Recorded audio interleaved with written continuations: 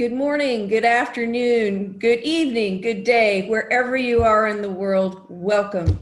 My name is Kim Schofield, live from the Conrad Hilton Etihad Towers in Abu Dhabi, and welcome to Inspiration Tuesdays.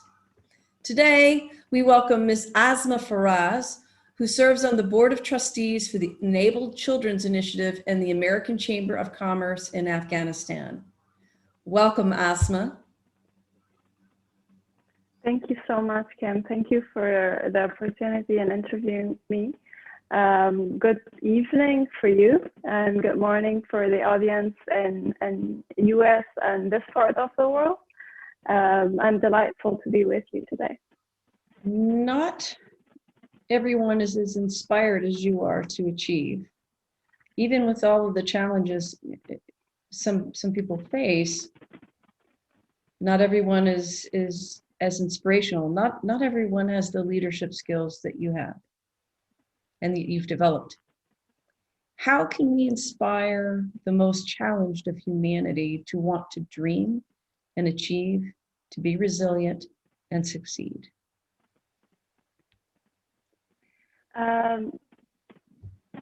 Inspiration is important. If we're not inspired, I think we can give up very, very easily. But it's this an inspiration that when you wake up and you have that, and then you don't want to give up, and you want to, and then it will happen. If you want to achieve a goal, you're inspired, you fail, but then you stand up again, and then you achieve it. But as you said, not everyone is inspired. But I would say that the world is different. Everyone has different problems. Some of the problems compared to other people's problems are not as major as we think. So seeing the other people's lives, the other people's challenges will inspire us. And if you're not inspired at all, and if you're not happy from our lives at all, we should see other people's lives, other challenges that are around us in the world. So as I mentioned earlier, probably going to school is very normal for everyone, but it's not. In the world that we live in 2020, there are lots of kids that face challenges that they're going to school. So I think by seeing them and trying to see the world as it's our own responsibility, everyone's responsibility.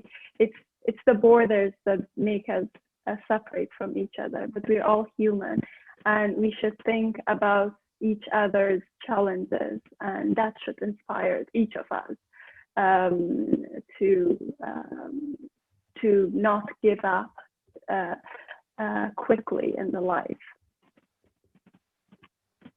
So inspiration, empathy, and personal responsibility. Asma, who inspires you now? Who's your source of inspiration, or what? I can say that in my whole life, it was my mom. She's gone through a lot, but still she never gives up. And who we are, it's because of her.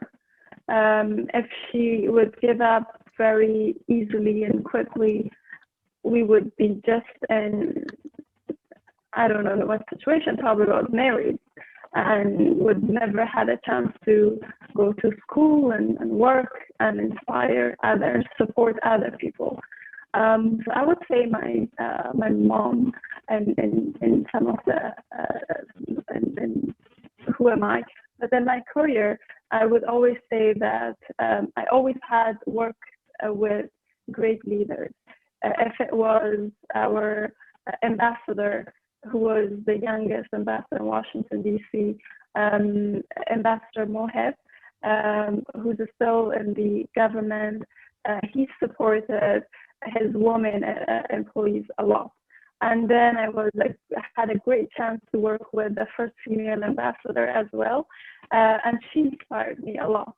And now that I'm working with AMS, our leader, our CEO is my inspiration, and seeing him, that how much he's trying to give back to communities, trying to empower his employees, especially women, is what inspires me and makes me work so much harder to make sure that they don't to don't embarrass them, to make sure they feel that whatever they're doing to empower us, people like me, that they get something back and see that changes. So, so I can say many people.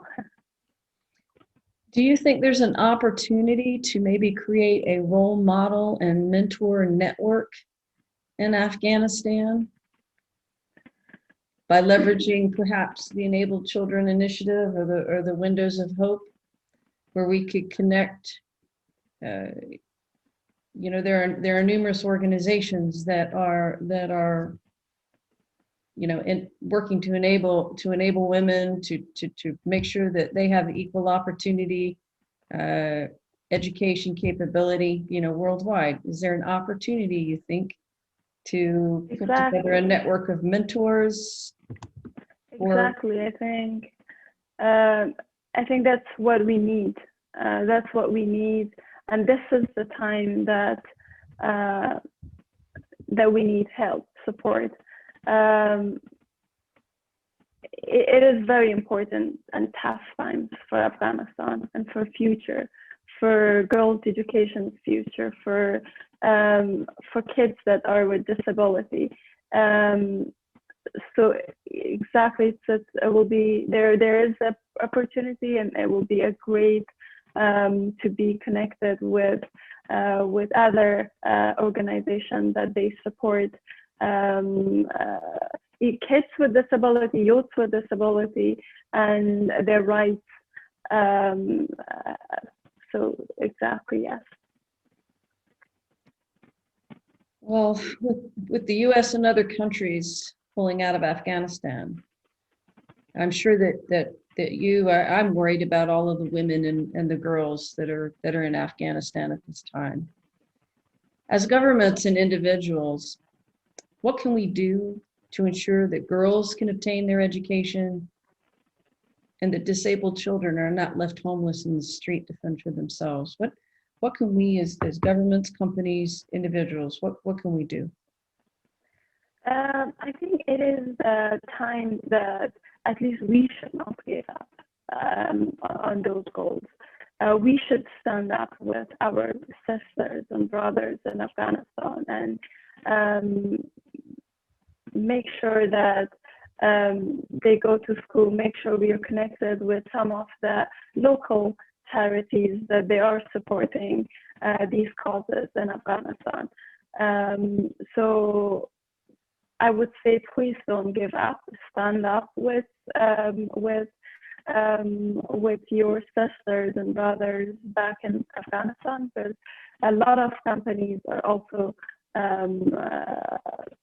pulling out, which I would say there's a lot of opportunities there. There are skills there. Let's still keep our support there.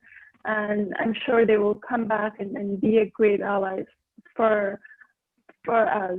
Like someone, I'll give an example of myself. If there was no support of Americans, I wouldn't be able to be who am I as well now. And I never had an opportunity to learn English to communicate. And now that I live in the US, I don't see any difference between myself and an American, because although I had gone through lots of challenges, but the opportunities that was given was also something that we are grateful of that. And I hope that the business communities don't give up on Afghanistan and keep supporting them, keep being connected with the charities, with initiatives that are supporting girls' education, creating jobs back for Afghans, especially Afghan women, empowering them as leaders are what we need now. So how can we get involved with the Enabled Children Initiative or the Windows of Hope? How can we contribute or donate? I can give a link or send a link that where we can support. They can anytime reach out to me. I have shared my information that you can share with the audience. It would be great that if they can support and with any ways they can with you. It can be training, it can be for the mentors, it can be financial support for the community center that we are trying to build in Kabul.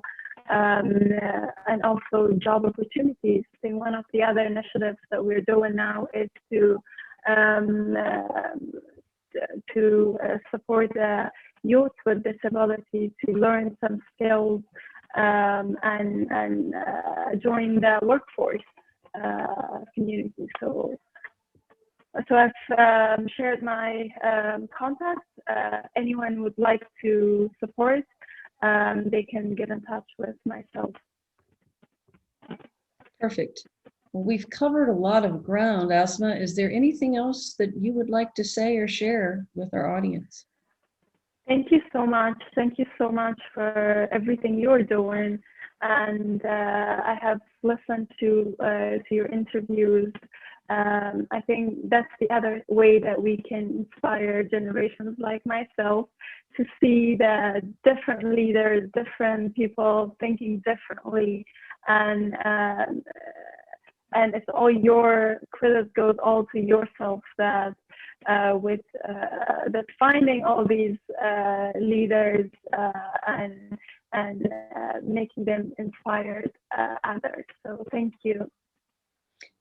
Thank you very much, Asma. You are a true inspiration for all of us, especially the millennials and Generation Z. You're brave and you're courageous. You faced countless challenges and you persevered. You're an inspiration to us all. And thank you for everything you do. Thank you so much. Thank you. Thank you very much. This is Kim Schofield. Thank you all for joining us. Stay safe, be well, and go forth and inspire.